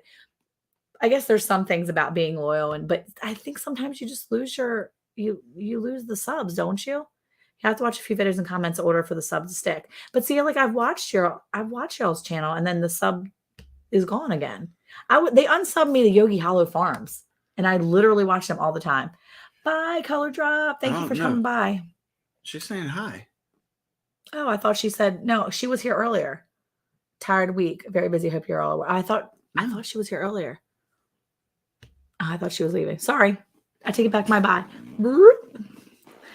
Oh, they support me and I support them. Nathan is literally at the whiteboard doing calculations of our garden. That's amazing. That's because it's not just a square. They got like a little, because it's like the fancy. They have like the L-shaped stuff. It's like the fancy stuff. They got like a little rectangle here and a little rectangle there. They have their one like this. The one like U-shaped one is really cool though. This is where I'll watch her until she gets on Netflix. This is where Nathan's like, I knew we shouldn't have put all them stupid decorations in there. We should just like do the whole backyard as a garden. Okay, and that makes sense too, Tammy. I do watch other channels that I don't necessarily have complete interest in all the time. And I don't feel like I'm going to be that person, but I do watch them because I want to support them because I feel like they deserve that support. So I agree with that part of it. So we look forward to being with your crew next Thursday. We're listening while building another chicken tractor in our shop. Yeah, I was actually supposed to reach out to you to see if you wanted to come up on Saturday, but you haven't reached out to them yet? Nope, I'm sorry. So maybe you can. Are they still invited or are they uninvited now? So if you guys want to come up on Saturday, you totally can. Boom. But if you're busy, I understand, and we'll have to push it to the other weekend. I'm so sorry. I didn't schedule myself to go to the other pasture. I'm so sorry. Because you told me we had visitors coming. Because I wanted to invite them, and then I forgot to reach out to Tori. I'm so sorry. So hey, you guys want to come out on Saturday? It's going to be a nice day. Here's the thing. If you can't come, Monica's in big trouble. That's what I'm going to say. Because my whole schedule is I totally forgot. You know when I forgot? I remembered just today. Now? No, I remembered today earlier. And I was like, I should reach out to him, but I was driving. So I couldn't do anything. And I can't have it I can't be having the 10-year-old like texting because he's always like, how do I spell that? What am I doing with that? What am I doing? Oh my gosh. Yeah. So they're getting ready to ditch their swing set. Is next week. Let's see. Let me double check. Time for corn. Hey. I know the feeling. Ryan has me doing flashcards of vegetable germination days.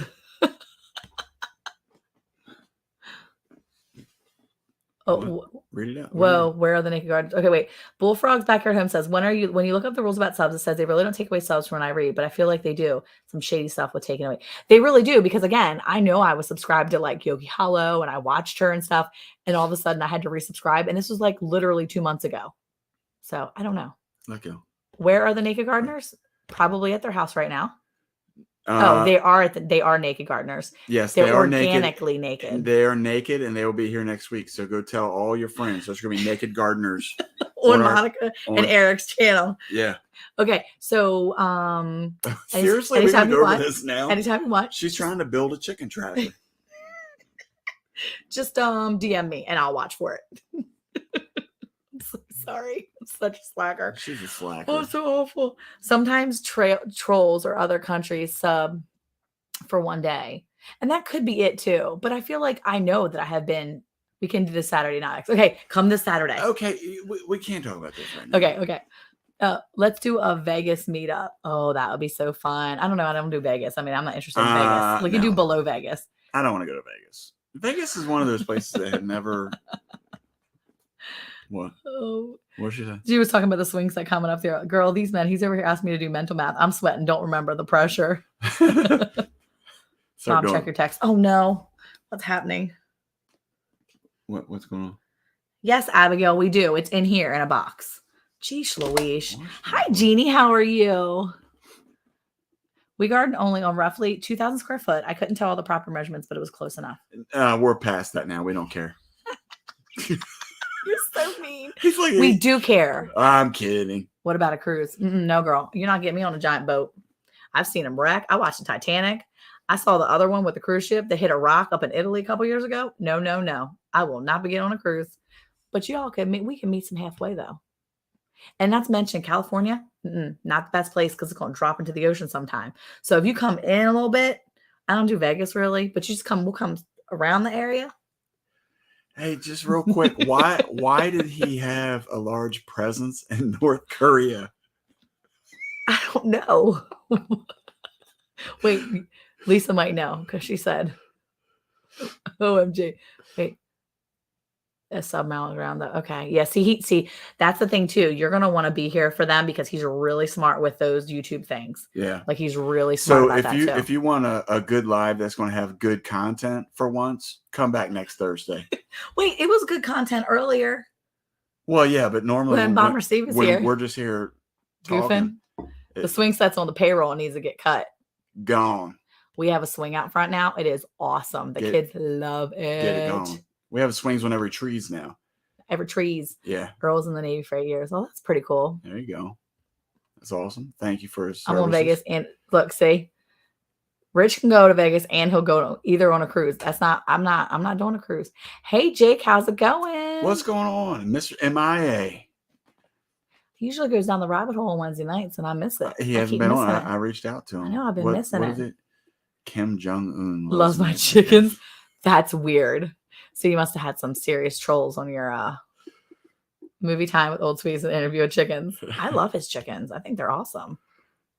You want to do something before that? Before the Homesteaders America? Are you going to that? Are you going to that? Oh, Pooh Bear's going to be going to Homesteaders America. Oh. That's a big thing. Excuse me, good content for once. Yeah, right? Andy, I was like, what? I was on your channel. That's not good content. That's what Monica said. You just insulted every guest we've ever had on here. Rude. Okay. That's okay. Ridge life is over now, so you're here now. Yeah. Everyone jumped on first because that's whenever guest gets on. See, I know, right? Well, that's why another reason too why we try to make sure the guest comes on the second half hour is because we know that Ridge Life is over at 9, and so we feel like to be respectful too, it's better so that if we have anybody coming on that does watch Ridge Life or is a part of that, we don't want to interfere with that as much as we just want to kind of go alongside, you know. And so we just don't want to. Want to be respectful of other people too as much as we can. We do, but the other thing is that we have to remember that you have to do what's best for your channel. He's just rude. So he's rude, Andale. Anyway, so everybody's safe? Yogi Hollow's going to step out for a second. Everybody's safe. Don't anybody be worried. You're not going to be timed out. Yeah, now we can actually talk without her punishing us. Winter 2023, cruising with Rich and Pooh Bear. Boom, right there. There you go. Where's Jesus Loving Homesteader? Have they gone? Have they hit that 1K? Oh, let me look. Let me go look and see. I actually have I'm looking at a channel, just so everybody knows, you know, a lot of these channels that I reach out to, I try to find people that are not in our circle, so to speak. No, she's still 6 away. So that we can be introduced to more outsiders, if you will. And so I'm looking at a young lady right now that is relatively new. She's in a week. She's already doubled her count, but I'm keeping an eye on her. I think that she would be really cool to have because she's a new homesteader. Okay. So I think it'd be cool. And we thank you for being here. I'm excited to see your homestead grow. I miss Ridge Life too. I was buying fabric on So Yeah. What's So Yeah? Is that like a North Korean? So Yeah. Oh. So yeah. I love that you guys bring so many people on. We have fun bringing new people on. We have fun talking to new people that we're getting to know. What's up with the Bigfoot Country? I'm just curious. I like the shirt. This was senior year for our last kid's graduation, or senior trip. It was a senior trip. Yeah. So here he's homeschooled. And so what they did was they did a senior class trip and they took all the seniors and they put all their money together and it was 2020. So they were supposed to go like camping across the, you know, kind of like the western part of the United States. And then we're going to go camping at like, no, it was up in Colorado. They were going to go camp in Colorado. Okay. Yeah. They were going to go kind of camping out that way and do some really cool things. But 2020 happened and pushed everything back. But Oklahoma was still open. So yeah. So I thought it was cool because it's Hochatown. That's how you pronounce it. Sounds like Hoochie. It's Hochatown, Oklahoma, but they're like big into Bigfoot. They have Bigfoot stuff everywhere. It's so cool. It's crazy, but super, super nice. If you're looking on a map, it's by Beaver Bend and Beaver's Bend and Broken Bow. Those are some really, really cool. As a matter of fact, when we were up there, we did a kayaking on.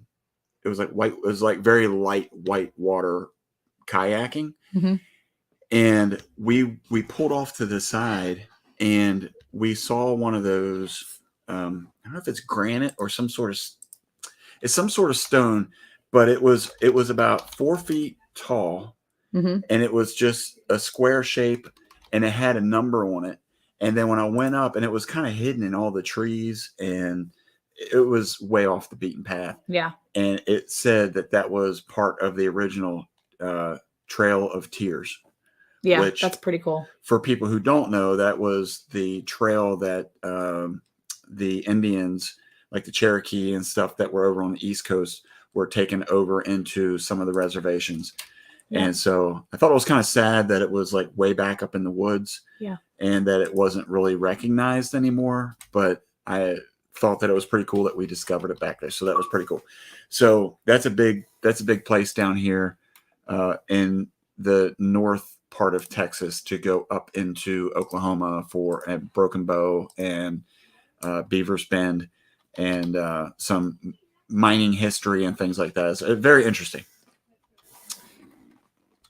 What? Excuse me, sir. History is very important. I would figure you would know that as we talk about going down the rabbit trail, sir. Man. Let's see. Okay, so Jeannie said it was a yarn. She said it was like a yarn store or whatever. Yeah. And there was somebody else. Yeah. I think it was Swedes that said they went and so bought. So what? Yes. So yeah, and so what? Okay, so Callie Pooh Bear, I put on there. It's pricey, okay, but it's worth it. I posted a link. I tagged you in it, and I posted the yeah. Monica definitely knows. What did you say about all the white eggs she hatches? Wait, what? What did she say? Nathan said Monica definitely knows about all those all the eggs she hatched. Yeah, I hatch a lot of eggs. I like to hatch eggs. You guys can come in for a second and grab it. Come crawling here, boy. My child wants to come in and get some oat milk. So that's what they're going to do. Okay. So yeah, we purchased the incubator also because it's accommodated a variety of egg sizes. You pay for what you get. It's true.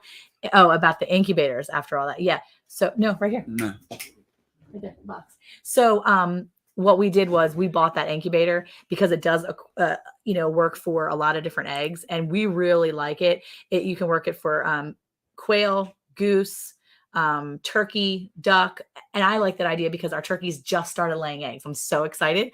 We got 3 eggs in the past 2 days. I am psyched. So, emu eggs up for the challenge? I do not think so. They look like dinosaurs, can you Jake. You probably can. No, I'm talking about when they grow up. I'll grow up. Can you eat an emu? Yeah. Do you eat emu, Jake? He's probably like, if it comes down to it, I will. No, your emus are cool, but they look like dinosaurs. They kind of freak me out. I'm kind of scared.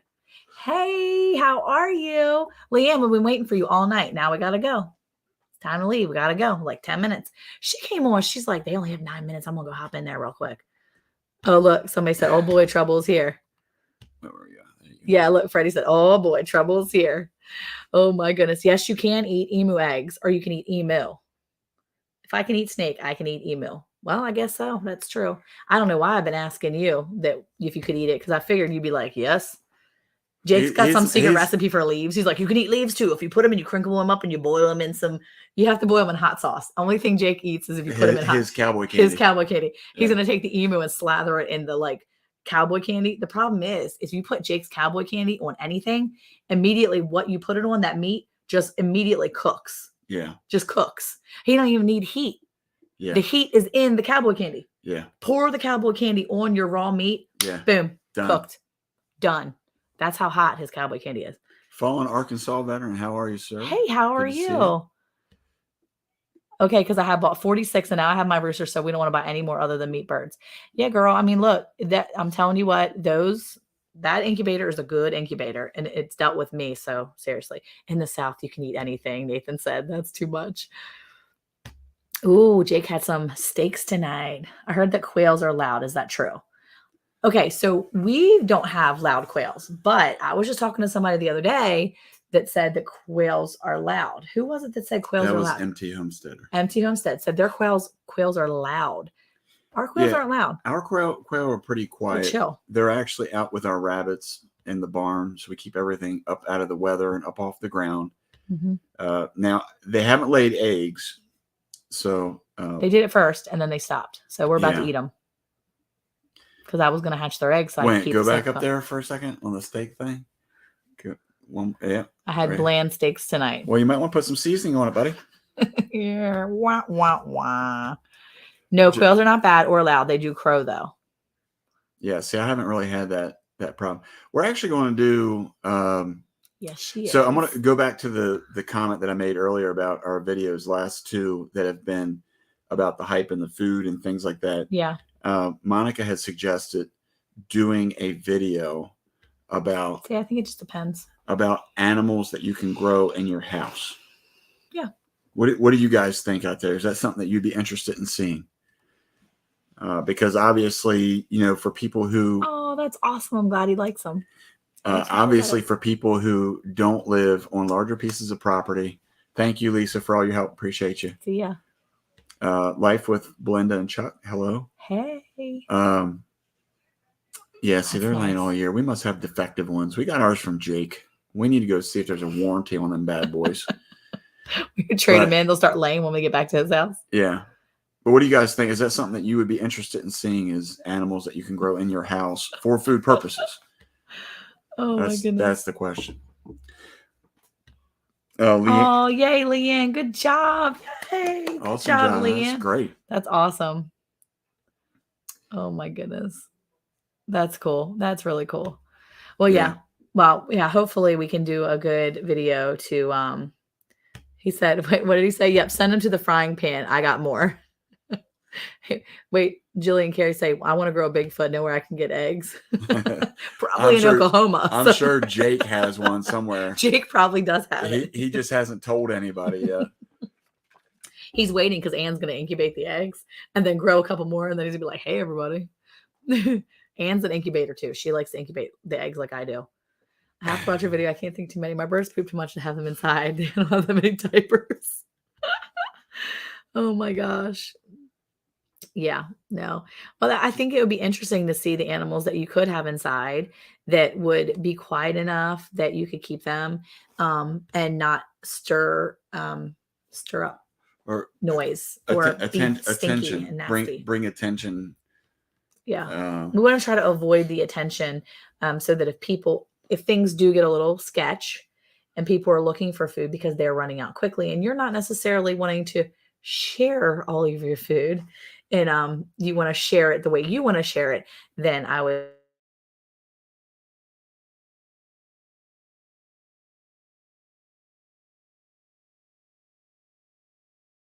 Why is our internet going out? That's weird.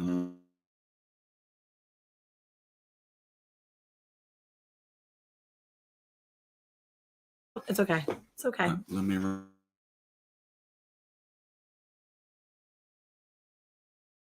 We only have like 4 minutes, babe.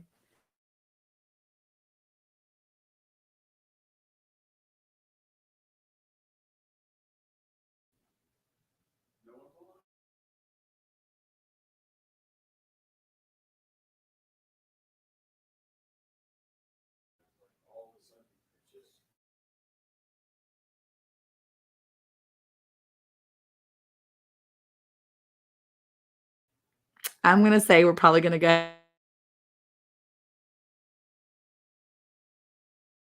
an option, right? Anyway,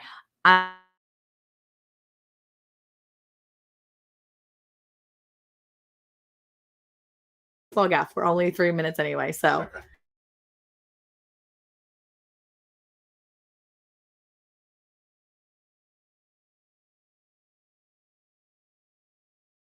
We appreciate you so much.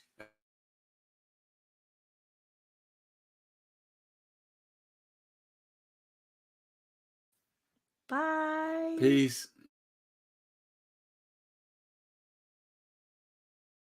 You gotta end broadcast.